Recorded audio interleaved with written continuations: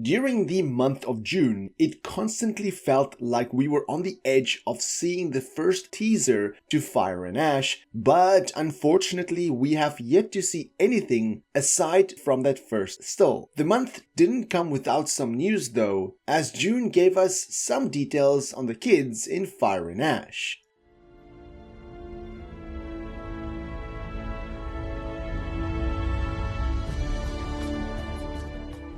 Avatar Theory here, and welcome to the 6th episode of Pandora Plus, a monthly show which releases on the last Friday of every month, recapping the news of Avatar from that month. If you missed the previous episodes, check in the description below, and if you have been following all of my videos, then do keep in mind that most of this will be repeated here because, as mentioned, this will be a recap of the month's news on Avatar Fire and Ash. Firstly, let's look at what was revealed by Empire magazine. The July cover was all about the Fantastic Four, and interestingly didn't mention anything about Avatar Fire and Ash on the cover. However, there were quite a few pages inside, mostly focused on kids. When Avatar The Way of Water brought us back to Pandora in 2022, it introduced more than just new environments. It introduced the Sully family's next generation, that being Loak, Neytiri, Spider, and also introduced us to Tireya from the Metkayina clan. Now, in Avatar Fire and Ash, we're seeing how those young characters and the actors behind them have grown both on screen and in real life. The young cast basically grew up while filming both The Way of Water and Fire and Ash at the same time. For them, being on the Avatar set was essentially a second home. Dalton says it was a weird way to spend your childhood, but also something special. Trinity Bliss even remembers doing schoolwork on set, sometimes with help from Una Chaplin, who plays Varang, leader of the Ash people. Despite being in one of the biggest franchises ever, they've kept humble, thanks to their families and each other. Jack Champion mentions how hard it was to return to normal life again after filming, especially since he had to shoot everything twice, once with the others, and again alone in New Zealand. As for the story, Neteyam's death has major emotional consequences in Fire and Ash. Loak, now the oldest Sully child, feels a heavy burden and blames himself. Took, the youngest, experiences death for the first time and won't be the same. Spider is stuck between the Sully family and his father Quaritch, who we know he rescued at the end of The Way of Water. His story in Fire and Ash is about guilt and figuring out where he belongs. And Tireya, caught between her Metkayina roots and her loyalty to the Sullys, will have to choose between tradition and what's right. Beyond Avatar, the cast has big dreams. Champion wants to act and write and hopes to star in a western someday. Bliss plans to act and make music after finishing school. Dalton wants to direct and open an animal shelter, and Bass hopes to become a producer like the late John Landau, someone she greatly admired for his kindness and impact. In short, Fire and Ash isn't just about new battles on Pandora. It's also about the emotional growth of these characters and the real-life journeys of the actors playing those characters. In addition to the information in the article, there wasn't any images from the movie or art images or new stills. Instead, we got a photo shoot of the actors and actresses playing these characters, which just shows us how much they've grown up since they started shooting the Avatar movies. I do feel that in the next issue we might get a little bit more, but as for now, unfortunately we didn't get anything new to look at in the path to Pandora. Moving on to Frontiers of Pandora, unfortunately no new information has been revealed about the game, nothing new about any updates or new expansions or anything like that. I still do feel that we might get one more content to drop before Avatar Fire and Ash. I know that during Gamescom, which is happening next month in Germany, Ubisoft will have a presence there, although it's still unconfirmed what they will be showing, but hopefully we will get some sort of expansion or at least one more DLC before the third movie. But like I said, last month there was no new updates to Avatar Frontiers of Pandora.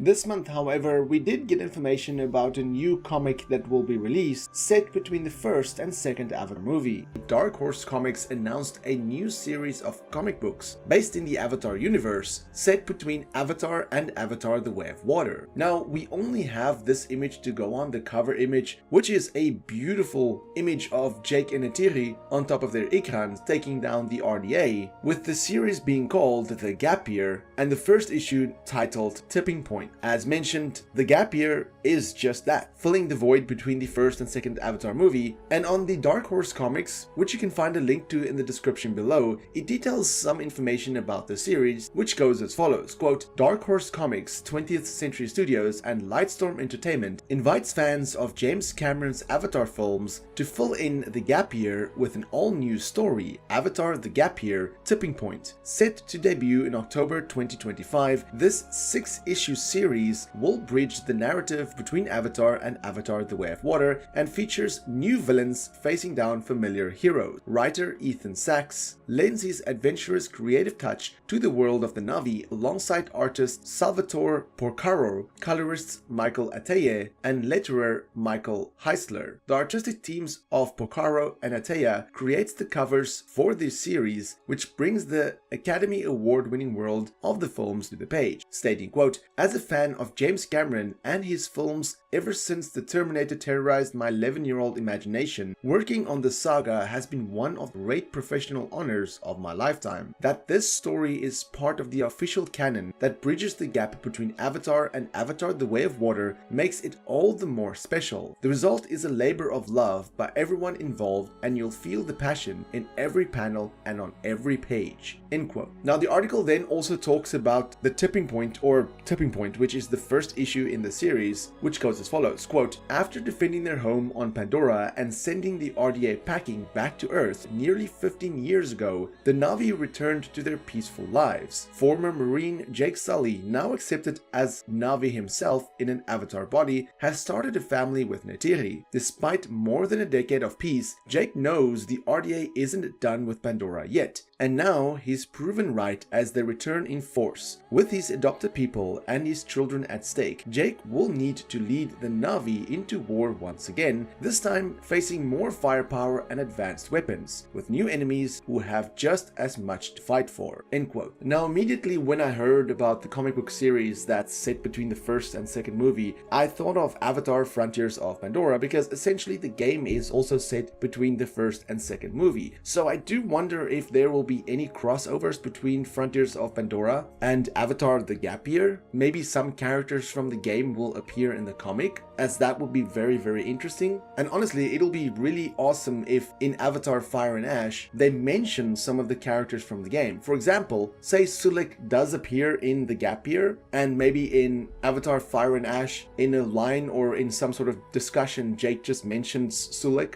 I think that will be just a really, really nice nod to the game and to the character, but I don't really see that happening easily. But again, that's more like a wish list of some sort. Regardless, the first issue is arriving on the 22nd of October, so not too long from now, and hopefully by then we will have the first teaser or trailer to Avatar Fire and Ash, because I mean the movie is releasing in less than 6 months from now and we still don't even have a poster of the movie. We also got some updates on the extended or the expanded Avatar land happening at Disney, which included brand new concept art that honestly looks pretty amazing. Last year during D23, Disney announced an Avatar expansion coming to Disneyland Resort in California. They gave us this brand new concept art showing the Cove of the Ancestors and what it would be like to see it entering this new area, and I have to say it looks absolutely amazing. Now of course the standout is the Cove of the Ancestors itself, and just looking at it I do wonder how they will make this work. Like, how is it possible that it's going to look this stunning? Granted, I've not been to the world of Pandora, it's on my list of places to visit, but I'm really curious how the final structure will look, especially what this will look like at night. Now zooming into the middle there at the far back, you can see what looks to be people on some sort of raft, and we already got an artwork from that, or a concept idea, but from a different angle, which you can see here. So this will probably be part of that ride. And looking to the far right, you can see there's some sort of entrance with a symbol above it. I'm not really sure if that represents a certain clan, but do let me know in the comments if I get any of these speculations wrong. And then on the far left at the top there, you can see some birds nesting there on one of the floating rocks. And then you just have some baskets in the front there with some bridges going over the water. Overall, this is a stunning stunning piece of concept art by Dylan Cole, and I really cannot wait to see what this will look like when it is done. Over on disneyfoodblog.com, which I will leave a link to in the description below, they have some added information which states, quote, "This won't just simply be a clone of the Pandora, the world of Avatar land that opened at Disney World's Animal Kingdom in 2017. Instead, according to Disney, this new land will draw inspiration from Avatar: The Way of Water and upcoming Avatar films to bring Pandora to life in a brand new way." In further describing the land's attractions, the concept art of which shows a boat ride that looks similar to the Shanghai Disneyland version of Pirates of the Caribbean, Ali Rubinstein said it will send guests on the adventure of a lifetime in search of majestic natural wonders that can only be found on Pandora and the beauty and danger that come along with the journey. The new and thrilling excursion will bring all the action, excitement and wonder of Avatar, taking guests all the way to the wide open seas of Pandora. This is going to be dynamic, intense and emotional experience on a grand scale that we know our guests will love. End quote. Now it is interesting that they state this new area will bring stuff not only from The Way of Water but the upcoming Avatar films, so I do wonder what we will see from Fire and Ash and future Avatar films, but currently it is still in the early stages of development and they are expected to begin construction in the fall of 2026. So I can see a situation where it opens, say, end of 2028, maybe even beginning of 2029,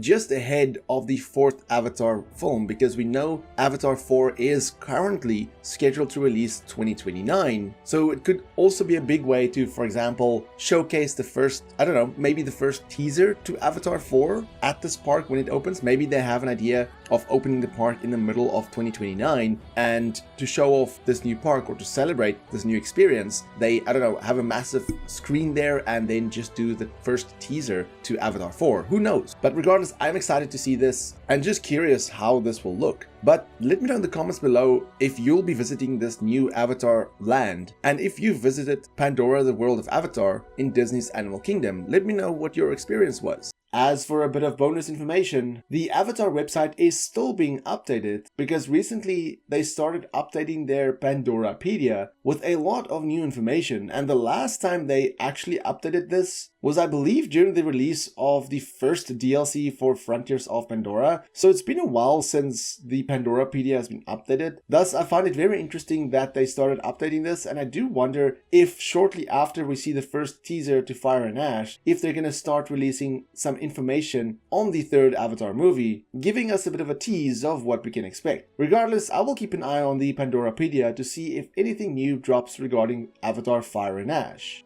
Now, in talking about the first teaser, the big question still remains, when will we see the first teaser to Avatar Fire and Ash? The movie is less than 6 months away, so it's probably the shortest time ever from a movie's release that we haven't seen a teaser, let alone any poster. Because you have to remember, the only thing we've seen from Avatar Fire and Ash is that one still. Recently at Cine Europe or Cine Europe, however you want to pronounce it, they did show off some footage of Avatar Fire and Ash, and I couldn't really get any information on the exact footage that was shown, but my guess is that it would be the same footage from CinemaCon that we got earlier this year. But like I said, we still have yet to see any teaser to Avatar Fire and Ash. And the big question still remains, when will we see that teaser to the third movie? I do honestly believe that by the next issue of Pandora Plus, so essentially at the end of July, we would have seen the first teaser to Avatar Fire and Ash. And the reason I'm saying that is because a big Marvel movie is releasing next month, that being Fantastic Four. And as I've said in many videos previously, the first teaser to Avatar: The Way of Water was released during Doctor Strange in the Multiverse of Madness, so it makes sense that they would release the first teaser to Avatar Fire and Ash during the screening of Fantastic Four First Steps, because that movie releases on the 24th of July, which is a Thursday, so I can see them doing like a week exclusive viewing where for a week the teaser shows in the cinema and then the week thereafter, so essentially the 1st of August, they released the teaser online. I mean, not only will the movie then be 5 months out, but all the major movies would have been released, so all focus can be on Avatar Fire and Ash. And once the teaser gets released, I do think that Disney is going to go full out with the marketing, giving us behind the scenes images, interviews, posters, all sorts of stuff, and we're probably going to get a lot of information in a very short amount of time. Not only that, San Diego Comic-Con is during the weekend of July the 24th to July the 27th, which coincidentally is the same weekend Fantastic Four releases. So I can also see them doing a Disney panel at Comic-Con and then showing the teaser for the first time to the audience there. That's also a possibility. Thus, as mentioned, I speculate that in about a month from now, we will probably see the first teaser to Avatar Fire and Ash.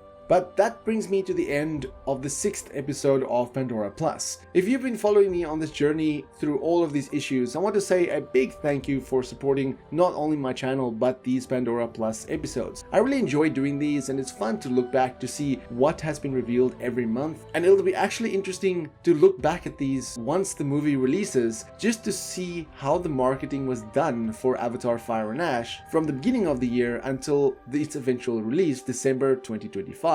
But my question to you is, what are you hoping to see revealed during the next month, aside from the teaser of course, and what are you hoping to see within that teaser? Let me know in the comments below, and for more Avatar content, have a look at the rest of my channel. Until next time, have a fantastic day and stay safe.